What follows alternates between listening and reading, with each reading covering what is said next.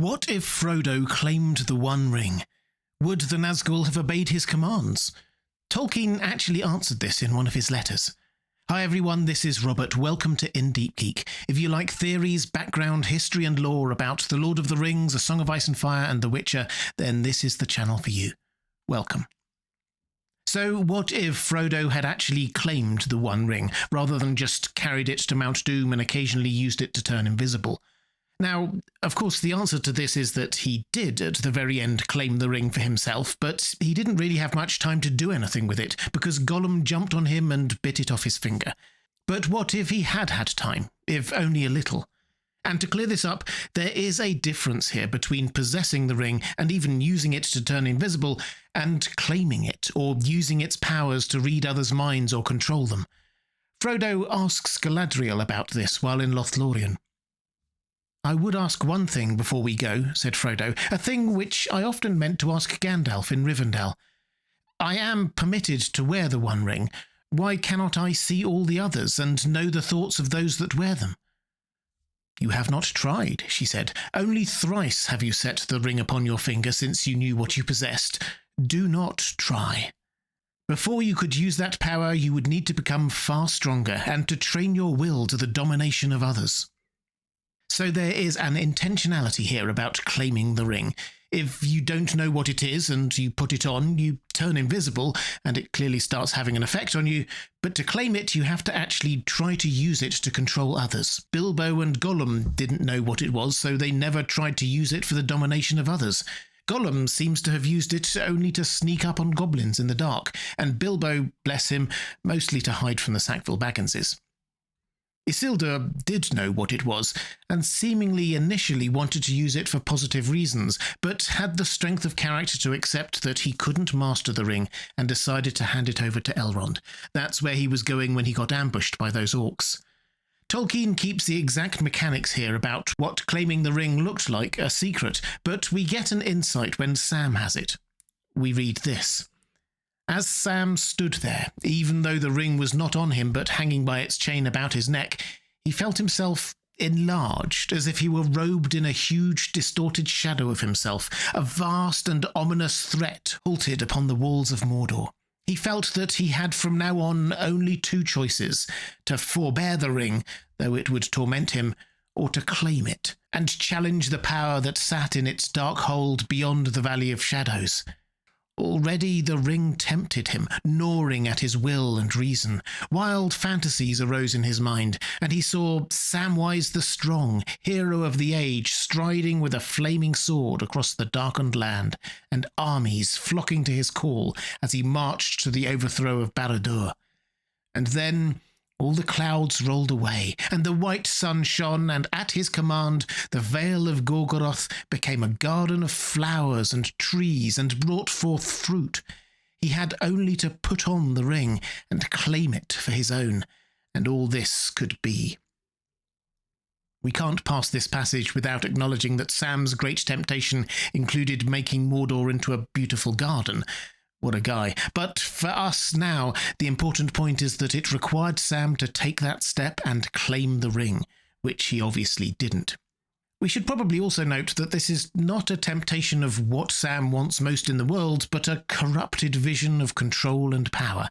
Yes, a great garden, but also Samwise the Strong, hero of the age, leading great armies with a flaming sword. Remember, the ring contains Sauron, effectively. He poured so much of himself into it, so the temptations are tempered by Sauron's malice and need for control. Okay, so those are the mechanics as far as we are shown them. There is a temptation to power, you need to make a specific choice to claim the ring, and as we heard Galadriel say earlier, you need to have a strong will to actively be able to control it. So let's go to Frodo at Mount Doom, and let's go to letter 246 that Tolkien wrote. Frodo in the tale actually takes the ring and claims it, and certainly he too would have had a clear vision of Sauron's true malice, but he was not given any time. He was immediately attacked by Gollum. Sauron sent at once the Ringwraiths. They were naturally fully instructed and in no way deceived as to the real lordship of the ring. The wearer would not be invisible to them, but the reverse, and the more vulnerable to their weapons. But the situation was now different to that under Weathertop, where Frodo acted merely in fear and wished only to use, in vain, the ring's subsidiary power of conferring invisibility. Just to interject briefly at this point, this is Tolkien confirming that Frodo had not claimed the ring earlier, merely used its lesser power of invisibility. So at Weathertop, there was simply no issue about how the ring wraiths might react to him. He just held the ring and put it on. He wasn't trying to use its power to control them in any way. But let's return to Tolkien talking about Frodo at Mount Doom. Frodo had grown since then. Would they, the Nazgul, have been immune from its power if he claimed it as an instrument of command and domination? Not wholly. I do not think they could have attacked him with violence, nor laid hold upon him, or taken him captive. They would have obeyed and feigned to obey any minor commands of his that did not interfere with their errand, laid upon them by Sauron, who still through their 9 rings which he held had primary control of their wills. That errand was to remove Frodo from the crack. Once he lost the power or opportunity to destroy the ring, the end could not be in doubt. So the Nazgul would have divided loyalties, so to speak. Sauron had ultimate control over them, and he held the rings of power that bound them to the corporeal realm, but such was the power of the ring that they probably wouldn't be able to physically attack Frodo once he had claimed it, and they would probably do what he wanted within reason. As Tolkien goes on to explain, the One Ring was, to them, a thing that filled them with fear, as an object of terror in their religious cult, by which they had been conditioned to treat one who wielded it with servility. I think they would have shown servility. They would have greeted Frodo as Lord. With fair speeches they would have induced him to leave the Samath Nor, for instance, to look upon his new kingdom and behold afar with his new sight the abode of power that he must now claim and turn to his own purposes. Once outside the chamber, while he was gazing, some of them would have destroyed the entrance.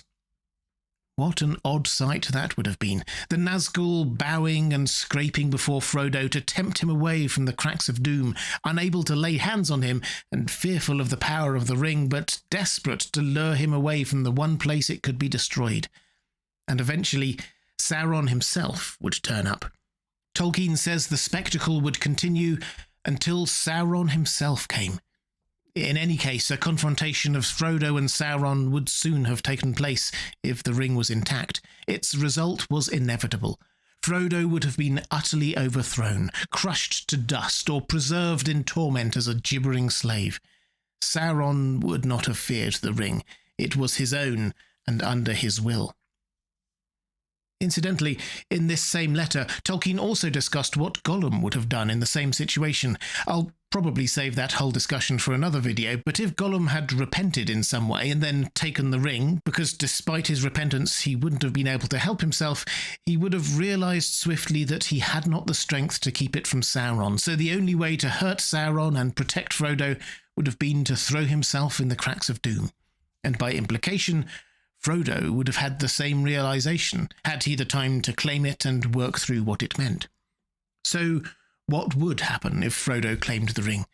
Well, first, after his temptation, he would get some kind of a realisation of the evil of Sauron and the impossibility of him being able to control the power of the ring.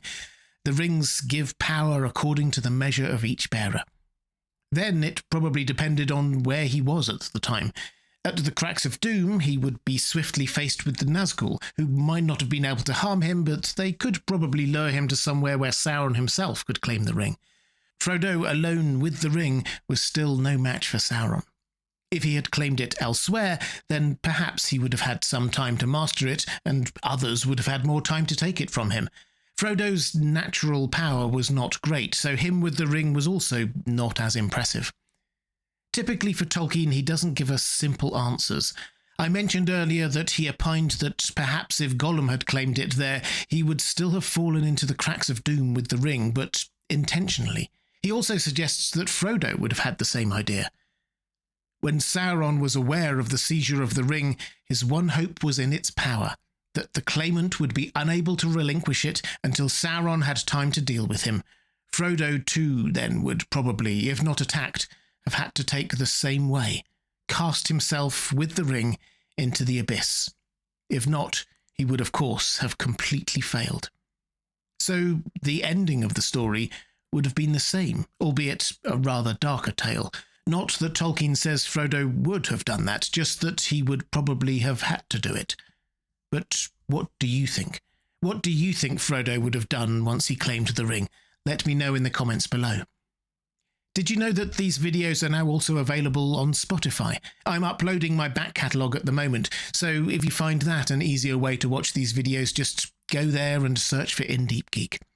If you'd like to see more Lord of the Rings videos like this here, there's a link to my playlist on the left of your screen now. Or to support this channel, thank you. There's a link to my Patreon page on the right of your screen. Thanks for watching. That's all for this time. I'll see you again soon.